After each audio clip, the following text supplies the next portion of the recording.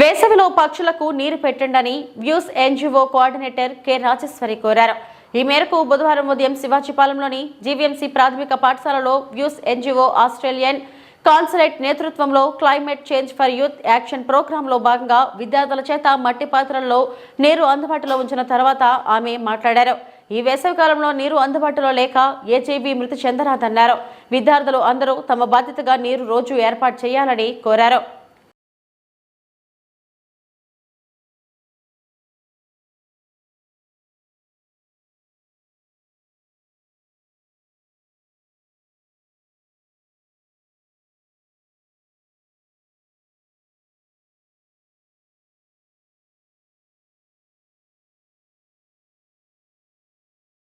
నమస్కారం. నా పేరు డాక్టర్ మురహర్రా ఉమా గాంధీ. నేను జీబీఎంసీ ప్రాథమిక పాఠశాల శివాజీపాలెం వర్క్ చేస్తున్నాను. క్లీన్ అండ్ గ్రీన్ ఆధ్వర్యంలో జరుగుతున్న ఇటువంటి గొప్ప కార్యక్రమాలన్నీ కూడా మా పాఠశాలలో ఏర్పాటు చేయడం చాలా మంచి విషయం. ఎందుకంటే ఇప్పుడు వస్తున్న వేసవి కాలం, ఎక్కడ చూసినా నీళ్ళు అనేది ఉండవు. అయినప్పుడు చిన్న చిన్న పక్షులు మన చోట ఇళ్ళ చుట్టూ కూడా దూరం అయిపోతూ ఉంటాయి.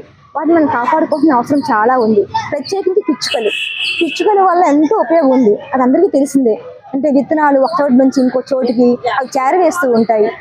అది మా చుట్టూ ఉన్న వాతావరణాన్ని పరిరక్షిస్తూ ఉంటాయి. ప్రకృతి అందంగా ఉంది అంటే వాటి వల్లే మనం చెప్పవచ్చు.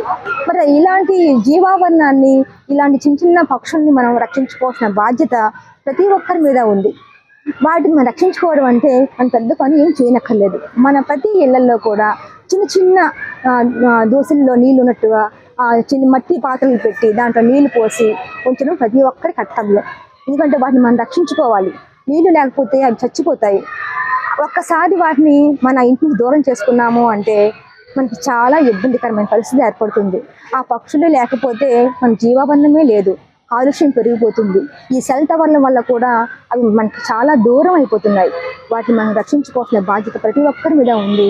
ప్రతి ఇళ్లలో కూడా ఈ చక్కని మట్టి పాత్రల్లో నీళ్లు పోసి ఉంచండి. వాటిని మనం సంరక్షించుకోండి. Thank you.